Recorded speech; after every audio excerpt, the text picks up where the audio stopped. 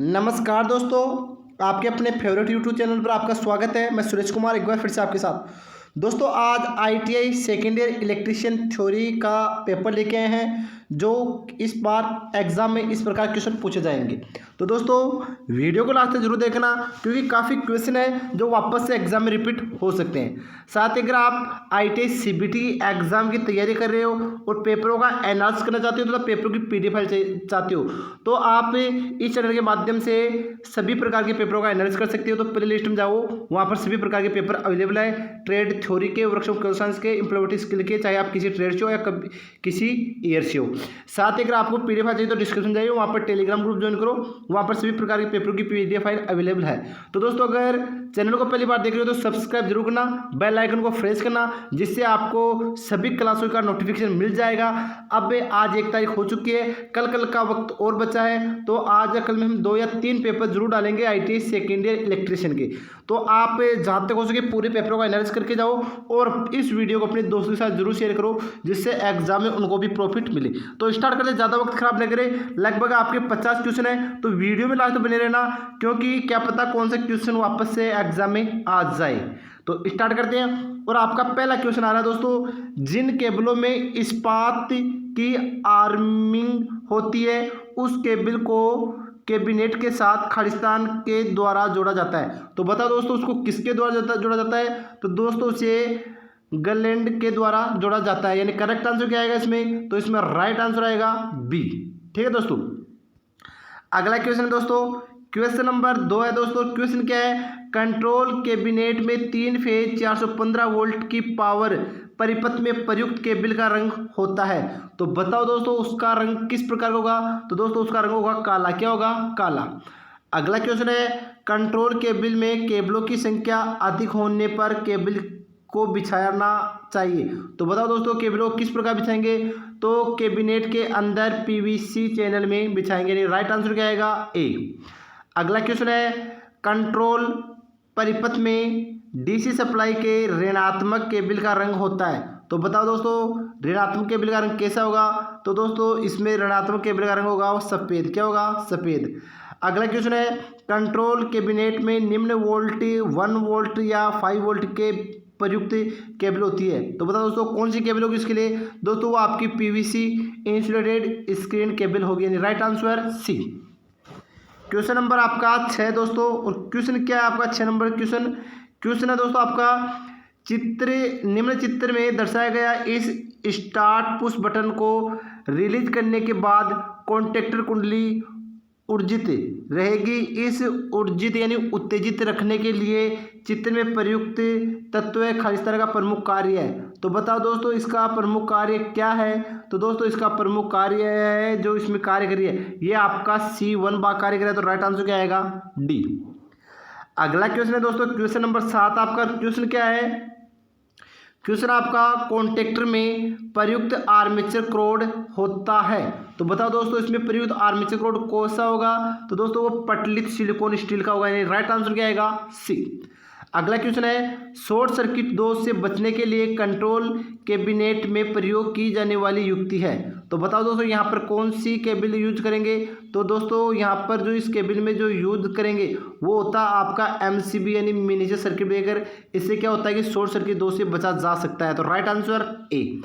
अगला question 9 number question है, single facing preventer होते हैं। तो बताओ दोस्तों किस प्रकार के होते हैं ये? तो दोस्तों ये आपके यांत्रिक प्रकार के भी होते हैं, वोल्टेज संवेदनशील भी होते हैं, धारा संवेदनशील भी होते हैं, उपरोक्त सभी। तो राइट आंसर क्या आएगा? डी इसका राइट आंसर आएगा दोस्तों।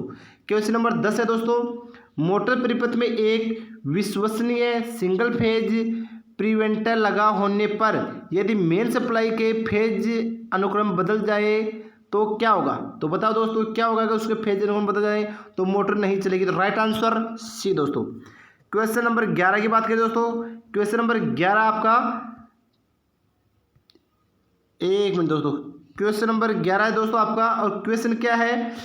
फेज वायर में प्रयुक्त होने वाली सामग्री, फेज वायर में, एक मिनट में बढ़ा देता हूं जिससे आपको अच्छे से दिखे। हाँ अब देखो, फेज वायर में प्रयुक्त होने वाली सामग्री खालिस्तान होनी चाहिए। तो बताओ दोस्तों कौन सी सामग्री होनी चाहिए?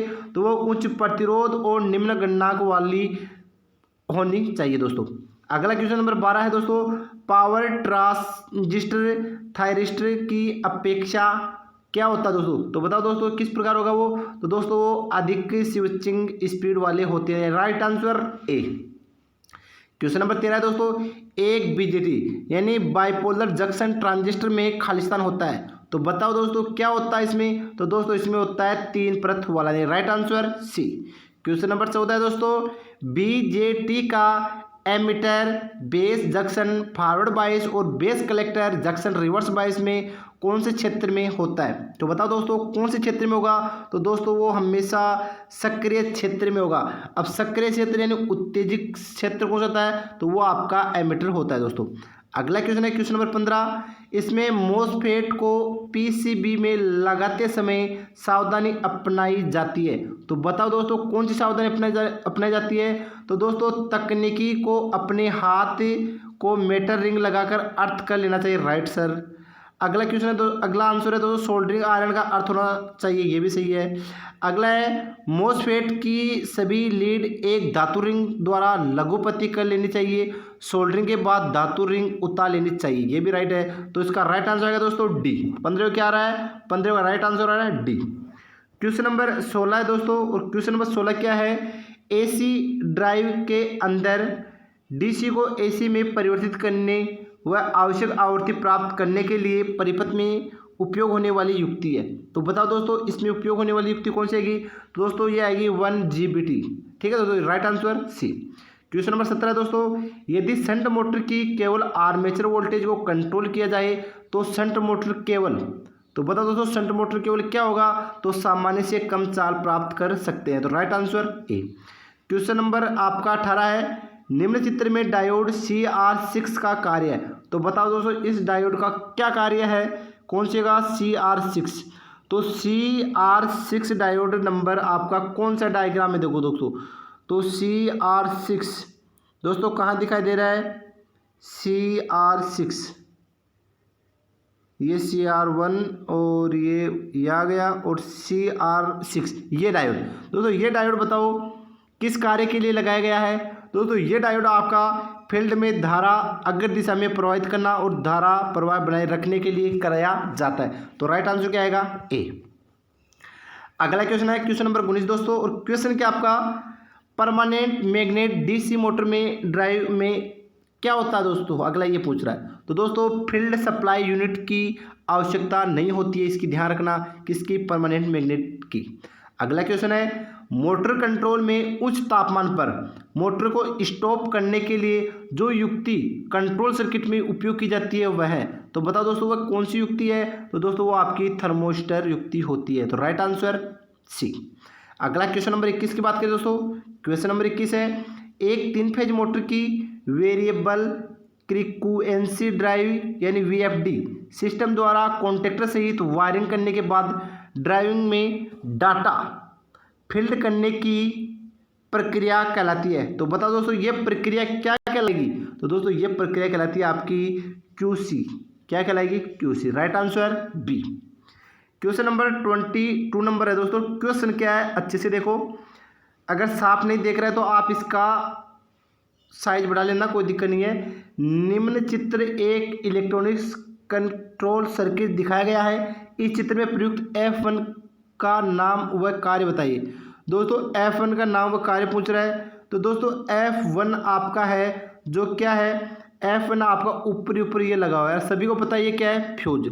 अब आपको ऑप्शन में यहाँ पर इन 3 में तो फ्यूज देने रखा है, आपको यहाँ पर दे रखा, तो ये आ गया आपका HRC फ्यूज, बैकअप फ्यूज यानी हाई रप्चरिंग कैपेसिटी फ्यूज होता है ये। तो right answer A.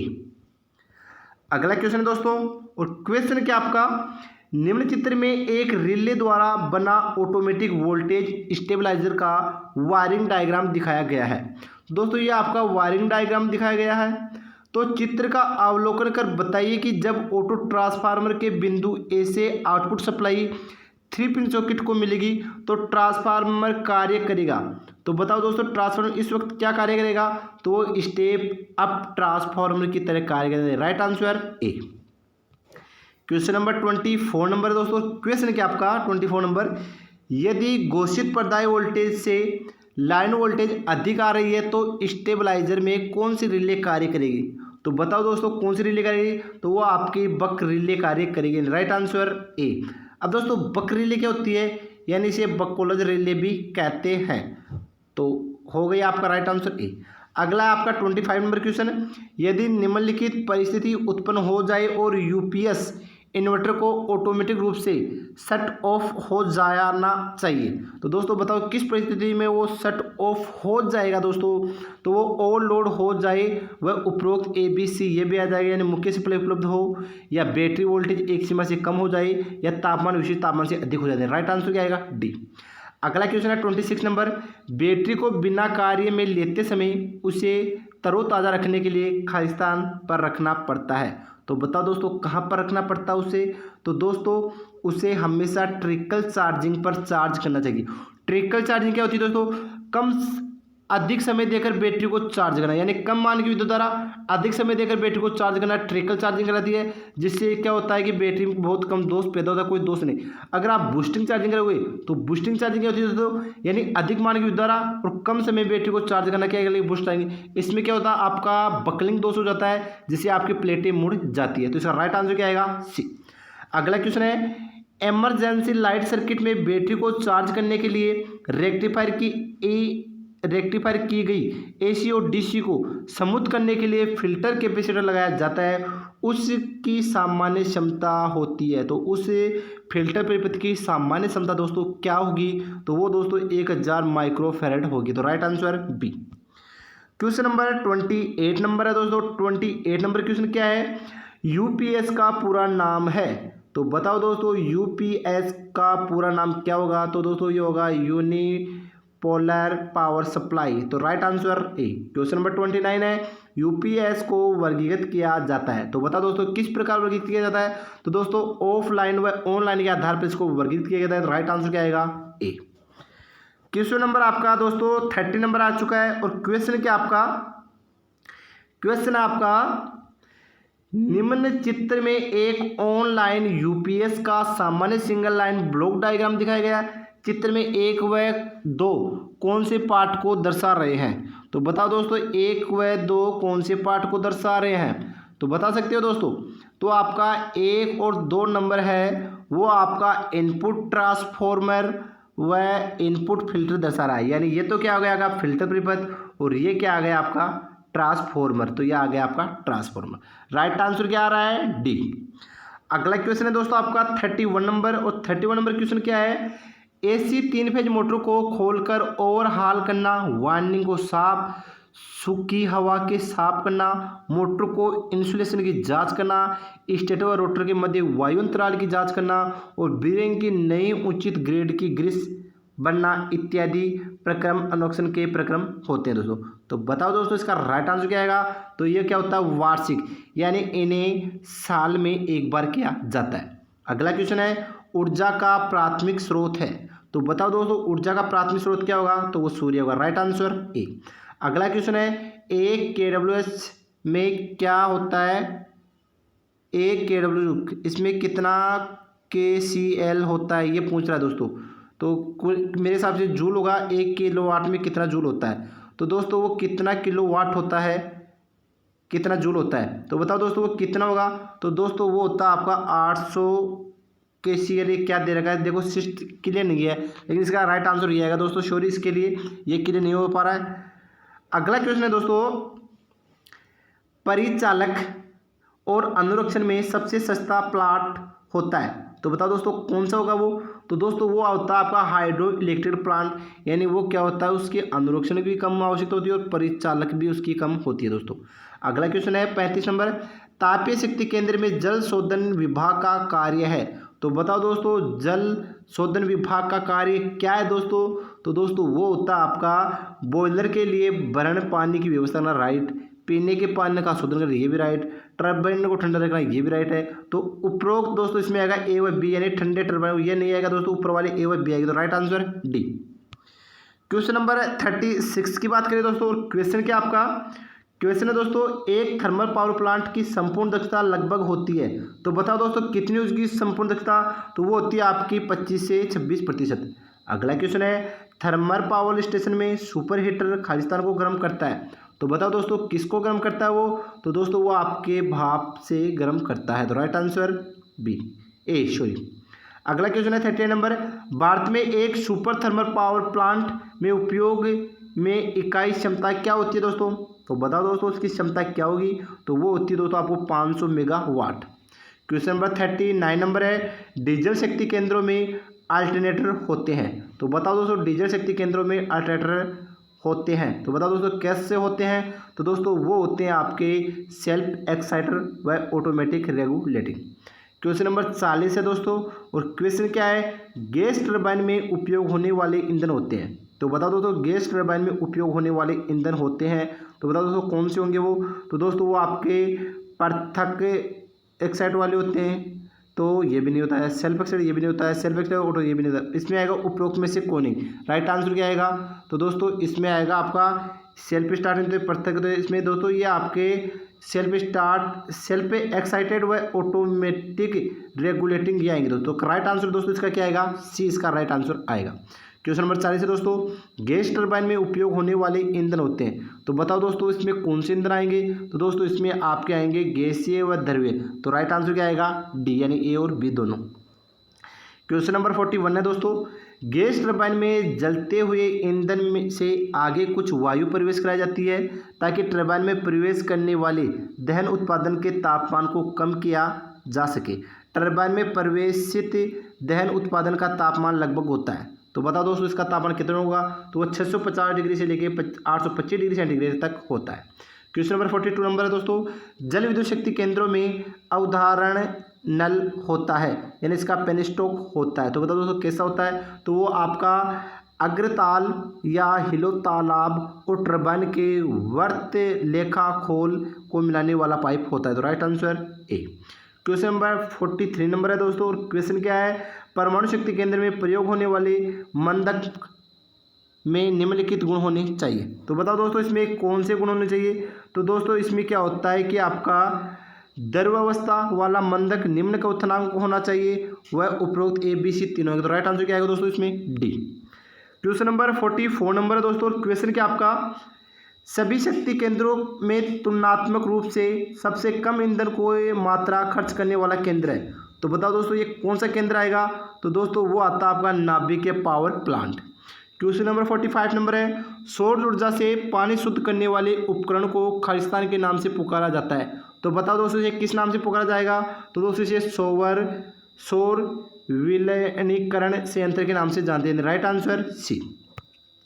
Question number आपका 46 नंबर है, और क्वेश्चन क्या है दोस्तों आपका 46 नंबर क्वेश्चन है? बायोगैस यंत्र में मल मूत्र के सड़ने की क्रिया को कहते हैं। तो बताओ दोस्तों इसकी सड़ने की क्रिया कहते हैं, तो इसे किण्वन कहते हैं। क्वेश्चन नंबर 47 नंबर है। जब संचारण लाइन 1000 किलोमीटर से कम लंबी व वोल्टेज 220 वोल्ट हो तो संचारण प्रणाली उपयुक्त रहती है। तो बताओ दोस्तों ये किसके लिए उपयुक्त होगी? तो दोस्तों ये एसी के लिए उपयुक्त होगी। Right answer A. Question number 48 number दोस्तों, क्वेश्चन क्या आपका 48 नंबर क्वेश्चन है दोस्तों आपका? चित्र में एक पोल मॉडू सब स्टेशन का लाइन डायग्राम दिखाया गया है। चित्र का अवलोकन कर बताइए कि सेकेंडरी साइड की सुरक्षा के लिए कौन सी सुरक्षा अपनाई गई है। तो बताओ दोस्तों इसके लिए कौन सी सुरक्षा अपनाई गई है? तो दोस्तों इसके लिए आपका ओवल सर्किट ब्रेकर दर्शाया गया है। तो right answer D. Question number 49 है दोस्तों आपका, और क्वेश्चन क्या है? स्विच गियर एक ऐसी युक्ति है जो खालिस्तान में प्रयोग की जाती है। तो बताओ दोस्तों स्विच गियर कहाँ उपयोग की जाती है? तो विद्युत परिपथ और विद्युत उपकरणों में के स्विचिंग कंट्रोलिंग व सुरक्षा करने के लिए इसका प्रयोग किया जाता है। Right answer D. Question number last है दोस्तों। निम्न चित्र में कुल रिले के संकेत दिखाए गए हैं। कुछ रिले के संकेत दिखाए गए हैं। चित्र में उस रिले की कुंडली की पहचान करें जिस पर दूरता अंकित है, यानी जहाँ पर हम दूरता दर्शा रहे हैं। तो इसका राइट आंसर क्या आएगा दोस्तों? तो इसका राइट आंसर आएगा आपका ए, यानी आप पर आपकी प्रेशर कॉइल दर्शा रहा है तो उसका संकेत भी दर्शा रहा है। तो राइट आंसर क्या है? ये ए इसका राइट आंसर। तो दोस्तों आपके 50 क्वेश्चन कंप्लीट। अगर वीडियो आपको अच्छा लगा तो दोस्तों को लाइक करना और अपने दोस्तों के साथ शेयर जरूर करना। थैंक यू दोस्तों। अगले वीडियो में फिर मिलेंगे न्यू क्लास है, तब तक के लिए थैंक यू दोस्तों।